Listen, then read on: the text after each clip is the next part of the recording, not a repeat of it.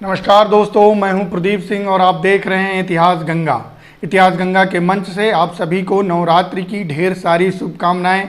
माता रानी आप सब पर कृपा बनाए रखें। मित्रों, आज के इस अंक में हम चर्चा करेंगे कि नौ दुर्गा पूजन या नवरात्रि पूजन के पीछे सामाजिक कारणों के साथ साथ वैज्ञानिक कारण क्या क्या हैं। यह भी बात करेंगे कि वह कौन सी नौ देवियाँ हैं जिनका पूजन किया जाता है। ऐतिहासिक और पौराणिक कथाओं में वह कौन सी कथाएँ हैं जो यह स्पष्ट करती हैं कि नवरात्रि का पूजन किस समय से और कैसे प्रारंभ होता है। चर्चा का विषय यह भी रहेगा कि भारत के विभिन्न क्षेत्रों में नवरात्रि का पूजन किस प्रकार किया जाता है और विदेशों में इसका क्या प्रभाव है। मित्रों, प्रारंभ करते हैं।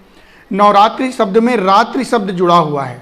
रात्रि का महत्व इस वजह से भी है कि कुछ ऐसी कॉस्मिक रेज और कुछ ऐसी रेडियो रेज हैं जो दिन की अपेक्षा रात्रि में जब हमारे प्रभाव में आती हैं तो वह अधिक फलदायी होती हैं।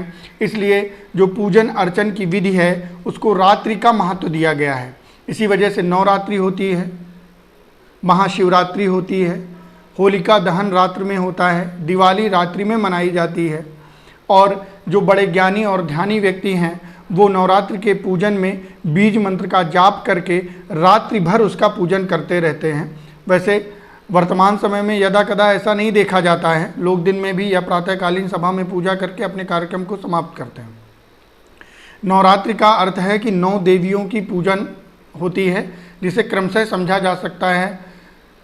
प्रथमम शैलपुत्रम च, द्वितीयम ब्रह्मचारिणी, तृतीयम चंद्रघंटेति, कुष्मांडेति, चतुर्थकम पंचम स्कंदमातेति, षष्ठम कात्यायनीति च, सप्तम कालरात्रीति, महागौरीति च, अष्टमम नवम सिद्धदात्री च, नौ दुर्गा प्रकृष्टता। इस प्रकार यह 9 देवियां हैं जिनके पूजन क्रमशः 9 दिन चलते हैं। अब मित्रों, बात करते हैं कि वैज्ञानिक कारण क्या है, किस वैज्ञानिकता के कारण यह पर्व मनाया जाता है। उसके पहले ये जानना जरूरी है कि भारतीय उपमहाद्वीप में किस किस समय नवरात्रि का पूजन होता है या नवरात्रि का पर्व मनाया जाता है। विशेषतः 4 मास ऐसे हैं जिसमें नवरात्रि मनाई जाती है, लेकिन जिसमें से 2 उदीयमान हैं और 2 गुप्त हैं। जैसे कि चैत्र मास की नवरात्रि और अश्विन मास की नवरात्रि उदीयमान है, मतलब संपूर्ण जगत और संपूर्ण भारतवर्ष उसको विशेष उल्लास के साथ मनाता है। और उसी प्रकार माघ और आषाढ़ की जो नवरात्रि है उनका पूजन गुप्त रूप से किया जाता है। जो कुछ ज्ञानी ध्यानी लोग हैं, ज्योतिष के ज्ञानी हैं, वही उसको मनाते हैं, सर्वदा नहीं मनाई जाती।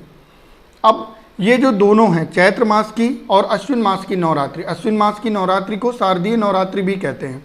दोनों में एक विषय समान है, वो ये है कि मौसम और ऋतु का संक्रमण हो रहा होता है।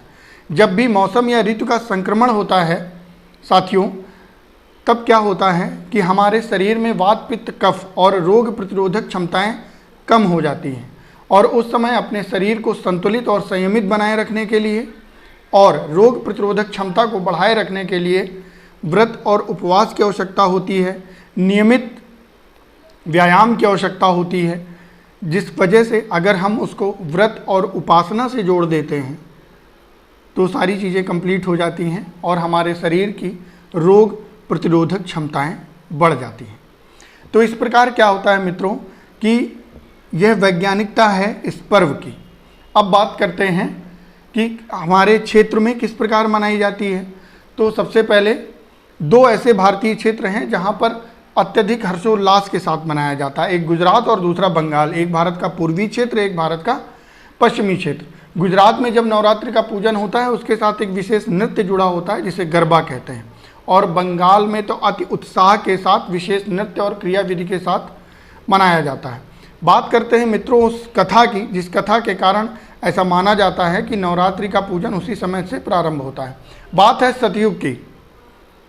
भगवान ब्रह्मा की प्रेरणा से भगवान श्री राम रावण को हराने के लिए माता रानी का पूजन के अनुष्ठान करते हैं। और उस अनुष्ठान में ये होता है कि 101 नीलकमल माता रानी को चढ़ाए जाने हैं। भगवान श्री राम मर्यादा पुरुषोत्तम पूजन प्रारंभ करते हैं, लेकिन तभी क्या होता है कि रावण की मायावी शक्तियों के कारण एक कमल कहीं चोरी हो जाता है, उसको हर लिया जाता है। अब तत्समय में उस कमल की व्यवस्था करना कुछ असंभव सा प्रतीत होता है, तो भी भगवान को यह याद आता है कि सब लोग उनको कमल नयन, राजीव लोचन ऐसा बोलते हैं तो भगवान अपने हाथ में तीर उठाते हैं और अपना एक नयन निकाल के माता रानी के चरणों में समर्पित करने के लिए उद्यत होते हैं। उसी समय माता रानी स्वयं उपस्थित होती हैं और उनको आशीर्वाद देती हैं, विजय होने का आशीर्वाद देती हैं। ये वही समय है जिस समय से नवरात्रि का पूजन प्रारंभ होता है। इसी समय द्वितीय पक्ष में क्या हो रहा होता है कि रावण भी अमरता को प्राप्त करने के लिए एक पूजन प्रारंभ करता है माता रानी का। लेकिन उसी समय हनुमान चंद्र जी एक छोटे बालक, विप्र बालक का रूप धरकर उन लोगों के बीच में शामिल हो जाते हैं जो ब्राह्मण उनके पूजन का अनुष्ठान कर रहे होते हैं, और वहाँ पर पूजन करते हैं, उनकी सेवा करते हैं और ब्राह्मणों से एक विशेष निवेदन करते हैं कि अगर आप मेरी सेवा से प्रसन्न हो तो हा के स्थान पर का कर दें। जिससे एक श्लोक है भूतरहरणी, उसे भूतरकर्णी कर देते हैं। जिससे होता क्या है, भूतरहरणी का मतलब होता है जो प्राणी हैं उनके दुखों का नाश कर दें, और जब हा के स्थान पर का आ जाता है तो इसका अर्थ होता है कि दुख प्रदान करें। और उसका परिणाम आपने देखा है कि रावण का सपरिवार समूल नष्ट हो जाता है। और इस प्रकार माता रानी की कृपा से मर्यादा पुरुषोत्तम भगवान श्री राम लंका विजय करते हैं, और जब लंका विजय करते हैं तो वही पर्व विजयादशमी के रूप में मनाया जाता है। वर्तमान समय में शारदीय नवरात्रि प्रारंभ हो रही हैं। इसके 10वें दिन जब यह व्रत पूजन कार्य प्रारंभ हो जाएगा, 10वें दिन विजयादशमी के रूप में मनाया जाएगा। इस प्रकार मित्रों, यह तो वो कथा हो गई जिसके माध्यम से हम 9 दिन का पूजन करते हैं। भारत के उपमहाद्वीपीय परिक्षेत्र में नेपाल, मस्कट, इंडोनेशिया, श्रीलंका, बांग्लादेश, इन सब देशों में भी नवरात्रि का पूजन विशेषतः मनाया जाता है। और जो भी भारत डायस्पोरा है, जहाँ जहाँ भी भारतीय संपूर्ण विश्व में रहते हैं, वहाँ इस पर्व को विशेष उल्लास के साथ मनाया जाता है। माता रानी संपूर्ण देश पर विशेष कृपा करें, आप पर, हम सब पर करें। इसी के साथ जय हिंद, जय भारत, जय माता दी, वंदे मातरम।